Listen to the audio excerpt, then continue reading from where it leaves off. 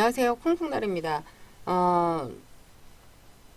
오늘 제가 메일 한 통을 받았는데요. 어, 조금 자기가 물건 낙찰을 받았는데 좀 잘못 받았다고 좀 도와달라고 하는 메일을 받았습니다.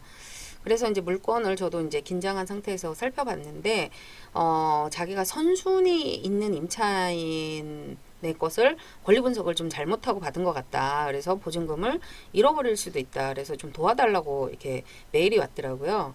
그래서 그 물건을 좀 살펴봤는데 어차피 지금 매각 기일이 좀 이제 지난 거라서 제가 한번 같이 살펴보도록 하겠습니다. 이게 정말 잘못 받은 건지 보증금을 날릴 수도 있는 건지 한번 보도록 하겠습니다. 강제 경매로 나온 물건이고요. 강제 경매로 나왔습니다. 나왔고 그 다음에 권리 분석은 우리가 이제 살펴보면 뭐 특별히 많이 붙어 있는 건 없는데 우리가 이제 권리 분석 나중에 한번 제가 그 권리 분석의 어떤 종류를 이야기를 해보겠지만 요 5가지 중에 요 가압류 여기서는 가압류가 말소 기준이 이제 됩니다. 그래서 우리가 여기서 볼 때 요게 말소 기준의 기준점이 된다고 하면 여기서 날짜도 볼 필요가 있죠. 날짜 2013년 3월 29일 날 얘보다 빠르면 얘보다 빠른 임차인이 있으면 대항력이 있으니까 우리가 조금 좀 예의주시를 좀 해야 합니다. 이제 신경을 쓰고 봐야 된다는 거죠. 근데 보니까 가압류가 2013년 3월 29일인데 전입 신고한 게 2006년 6월 21일. 당연히 엄청 빠르네요. 그죠? 확정도 빨라요. 그죠? 그러다 보니까 이게 어떻게 돼요? 이 세입자는 대항력이 있다. 예, 우리가 항상 대항력은 좀 신경 써서 봐야지 된다. 뭐 이런 이야기를 많이 했잖아요. 그래서 대항력이 있다. 그래서 그러면 이걸 우리가 이제 인수를 받는 아이냐를 봤었을 때 그렇지는 않은 것 같아요. 지금 빠르기는 하지만 지금 결과적으로 봤었을 때 이 지금 저희 수강생이 2억 6천에 낙찰을 받았잖아요. 근데 이 사람이 지금 돈을 달라고 하는 게 지금 전입도 있고 확정도 있기 때문에 저는 2억 3천만 주면 저는 나갈 겁니다. 라고 이야기를 하는 거예요. 그리고 또 이 사람이 결국은 강제 경매를 신청을 했어. 돈 주세요. 그러니까 결국은 돈을 안 주니까 이제 여기서 세를 살면서 못 나가고 있었던 것 같아요. 근데 낙찰을 2억 6천에 받았으니 2억 3천 주고도 대충 계산해도 3천이 남는 거잖아요. 그 3천을 가지고 요 가압류권자하고 압류 용인세무서가 나눠 갖는 거죠. 예. 근데 여기서 이제 질문은 좋아요. 이거는 이제 돈을 받고 가는데 혹시 여기에 이제 압류 용인세무서가 있어요. 2014년도에.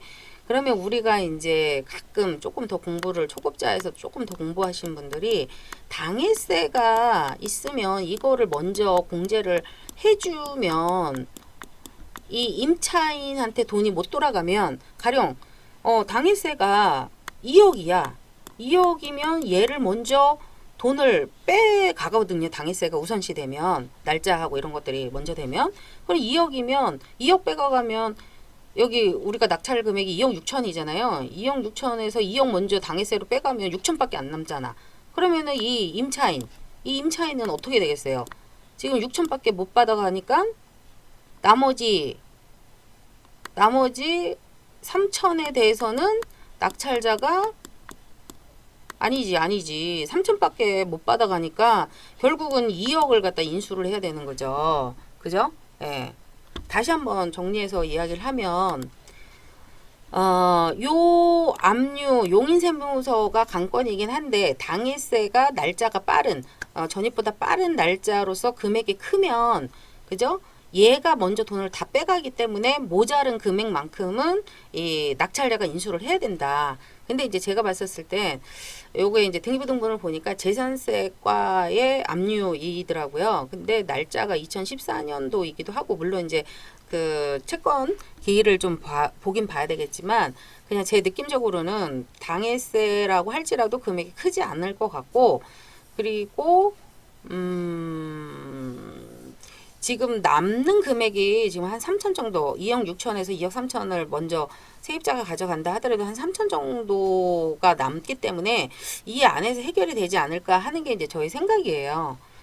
근데 이제 모르죠. 또 당해세가 또 많이 있을지는. 그래서 이런 것들은 어떻게 해요? 미리 사전에 우리가 경매 받기 전에 미리 알아볼 수 있으면 참 좋겠지만 요즘은 이제 보안이나 이런 것 때문에 안 알려주죠. 개인정보 이런 것 때문에 안 알려주는데 지금은 이제 낙찰을 받으셨으니까 지금 이거 보증금을 뭐 날리네 마네 이런 이야기를 하는 것보다 빨리 법원에 가서 낙찰자 신분증을 가지고 가면 이거 보여줍니다. 그래서 이 용인세무서의 이 채권 이 금액이 당해세인지 아니면 어떤 종류의 건지를 물어보고 뭐 이 대금 납부에 대한 결정을 하셨으면 될 것 같습니다. 근데 특별히 하여튼 문제는 없을 것 같다는 생각이 그냥 저의 느낌이고 그 다음에 결국은 이제 이런 것들 때문에 무서워서 한 3명 정도밖에 입찰을 안 했네요. 그리고 뭐 2등하고도 한 거의 1,000만 원 정도 차이가 나긴 하지만 실제 시세를 봤었을 때는 한 최근에 거래된 게 한 2억 7,500 이 정도 또 요즘 이제 용인이 핫하니까 대략적으로 한 1,000에서 1,500 정도 좀 저렴하게 낙찰을 받은 것 같습니다. 그래서 그런 부분만 좀 한번 보시면 될 것 같고요.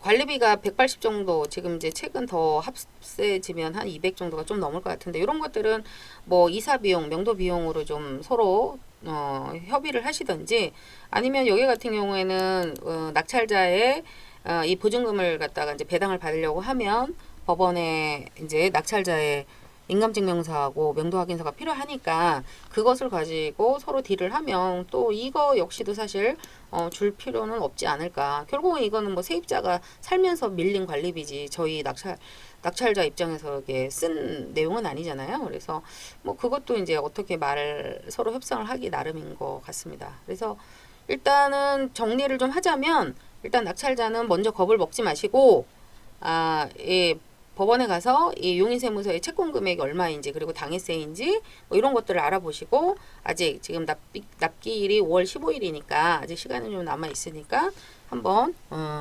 살펴보시고 결정을 하시면 될 것 같습니다. 뭐 어떻게 보면 지금 이 요즘 핫한 곳에서는 이렇게 몇십 명씩 몰리는데 요 해석만 제대로 하고 요 약간 아리까리한 것들이 있으면 이렇게 사람들이 적게 몰리기도 하더라. 그래서 어떻게 보면 기회가 되기도 하는 물건이기도 합니다. 하여튼 이것으로 그냥 간단하게 권리 분석에 대해서 조금 같이 한번 해봤습니다. 다음에 권리 분석 기초부터 해서 조금 생각보다 이제 초보자들이 권리 분석을 어떻게 해야 되는지 잘 모른다고 많이 메일을 보내시더라고요. 그래서 그거에 대해서 한번 다시 한번 방송을 한번 촬영을 해보도록 하겠습니다. 네, 고맙습니다.